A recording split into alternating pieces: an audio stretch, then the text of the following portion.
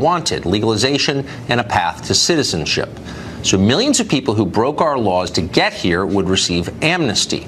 Very few of the president's supporters voted for that when they put him in office last year, and some of them are upset about it. And the left, what's their reaction like? Well, having gotten pretty much exactly what they demanded, they're enraged. Not only is Trump's amnesty offer not enough, they say, it is evidence of a racist plot. According to the ACLU, quote, the only community that benefits from this supposed generosity are white supremacists. United We Dream, that's one of the largest pro-amnesty groups, called the proposal, quote, a white supremacist ransom note. The columnist Sean King said the plan proved that, quote, the current operating philosophy of Trump and the White House is white supremacy. Immigration activist Eddie Vail called the proposal a legislative burning cross. And the senior Democrat in the House of Representatives said this. Last night, the president put forth a plan. That plan is a campaign to make America white again. They are changing the character of our country by what they are putting forth.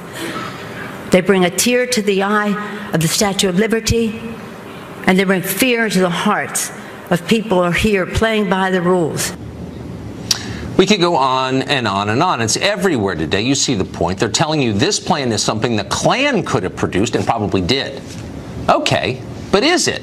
We took those charges seriously because we felt we should, and we decided to take a close look at what the White House has actually proposed.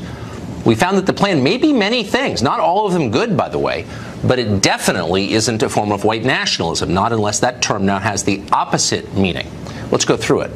The White House proposal would legalize about 2 million people who currently have no right to be here. That's a lot of people. For perspective, 13 U.S. states have populations smaller than that. Barack Obama never enacted an amnesty that big. How many of those beneficiaries are white? Now, keep in mind, that would be the central question in any plan crafted by white supremacists, obviously. Well, let's see. Almost none of them. 2 million more non-white people in this country, that's more than the total population of Delaware or Nebraska, doesn't sound much like a legislative burning cross. But there's more. The proposal would also continue the current system of chain migration until the backlog of applicants has been exhausted. That would take years and years. What countries will be the top beneficiaries of this new arrangement under the Trump plan? Well, if you guessed Finland, Norway, the Swedish national sauna team, nope, guess again. No European countries are on that list, not one. Instead, the plan would admit nearly 1 million more immigrants from Mexico and hundreds of thousands more from India. Also Vietnam, Bangladesh, the Dominican Republic, and China, the Philippines too.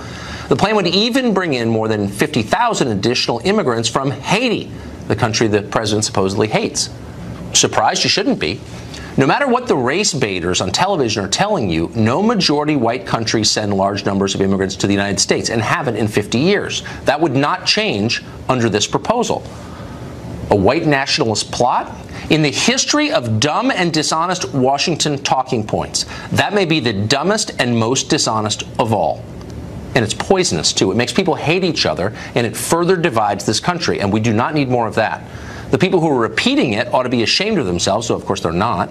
They have to know they're lying. Then again, maybe they don't know they're lying. Maybe they've actually convinced themselves their rhetoric is true. It's possible the Democratic Party really has gone that insane. Their new position is that it's immoral to restrict any kind of immigration from any country, in any amount, for any reason ever.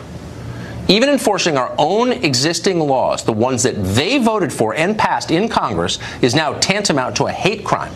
Nancy Pelosi has been making that case for months. Now, the public doesn't agree with any of this, so by definition, Democrats are extremists on the subject. They don't care. This is their new electoral strategy. These are their new voters, whatever it takes.